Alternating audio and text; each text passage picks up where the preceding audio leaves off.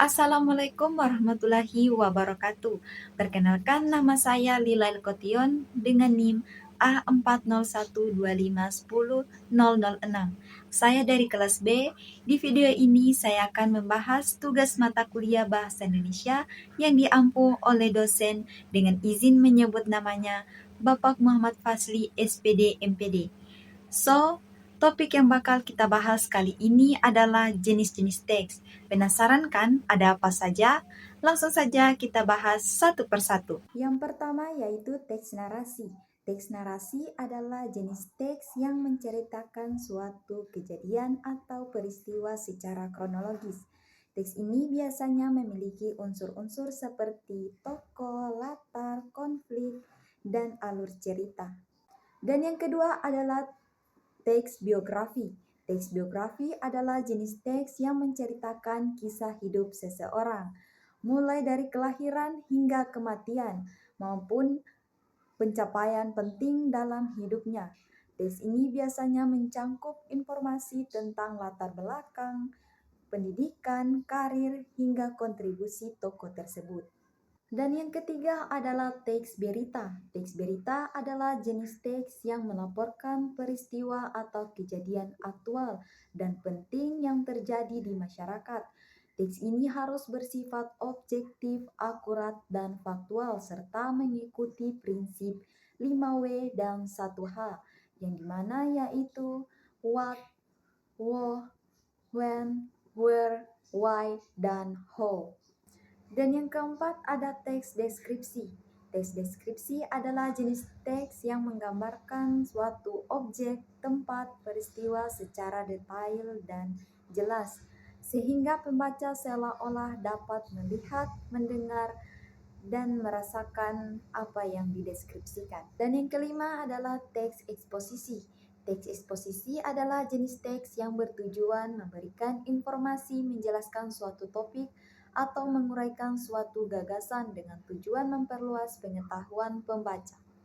Dan yang keenam ada teks argumentasi. Teks argumentasi adalah jenis teks yang bertujuan untuk meyakinkan pembaca tentang suatu pendapat atau klaim dengan memberikan alasan, bukti, dan data yang mendukung.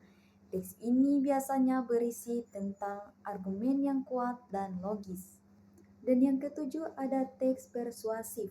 Teks persuasif adalah jenis teks yang bertujuan untuk membujuk dan mengajak pembaca untuk melakukan sesuatu atau mempercayai sesuatu.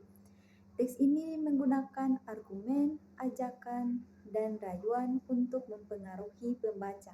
Dan yang kedelapan ada teks prosedur. Teks prosedur adalah jenis teks yang memberikan petunjuk langkah-langkah atau tahapan dalam melakukan atau membuat sesuatu. Tujuannya agar pembaca dapat mengikuti instruksi dengan tepat dan mencapai hasil yang diinginkan. Dan yang kesembilan ada teks laporan hasil observasi atau LHO. Teks laporan hasil observasi adalah jenis teks yang berisi catatan, laporan, hasil pengamatan terhadap suatu objek, peristiwa, atau fenomena. Teks ini harus bersifat faktual, objektif, dan sistematis. Dan yang terakhir ada teks anekdot.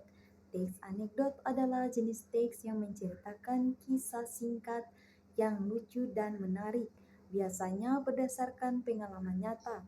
Teks ini seringkali memiliki pesan atau sindiran yang ingin disampaikan.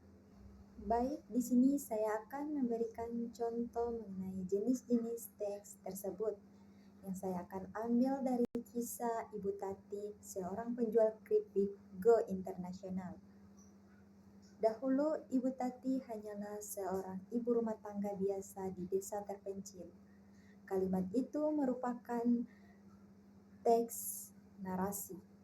Namun, berkat kegigihan dan inovasinya, kini ia menjadi pengusaha sukses keripik pisang yang produknya mendunia. Kalimat itu merupakan teks biografi. Kabar terbaru, keripik pisang Bu Tati memenangkan penghargaan Best Snack di pameran makanan internasional di Paris. Kalimat tersebut merupakan teks berita. Keripik pisang Bu Tati memiliki tekstur yang renyah, rasa manis yang pas, aroma pisang yang menggoda menjadikannya camilan banyak orang. Kalimat tersebut merupakan teks deskripsi. Keberhasilan Butati membuktikan bahwa kualitas produk dan pemasaran yang tepat dapat membawa bisnis kecil menembus pasar global. Kalimat tersebut merupakan contoh teks eksposisi. Oleh karena itu, pemerintah perlu memberikan dukungan lebih kepada UMKM seperti Butati agar semakin banyak produk lokal yang bisa bersaing di kancah internasional. Kalimat tersebut merupakan contoh kalimat dari argumentasi. Mari dukung produk lokal dan beli keripik pisang Butati sebagai oleh-oleh khas Indonesia. Kalimat tersebut merupakan contoh kalimat dari persuasi. Untuk membuat keripik pisang Butati, hal yang pertama yang harus dilakukan yaitu 1. Pilih pisang yang sudah matang. 2. Iris tipis-tipis pisang tersebut. 3. Goreng hingga kering. Dan yang keempat, taburi dengan gula halus. Kalimat tersebut merupakan contoh kalimat dari prosedur. Berdasarkan survei, 9 dari 10 orang menyukai keripik pisang Butati karena rasanya yang enak dan harganya yang terjangkau. Kalimat tersebut merupakan contoh kalimat dari laporan hasil observasi atau LHO. Seorang pelanggan pernah berkata, keripik pisang Butati ini bikin nagih. Sekali coba, susah untuk berhenti.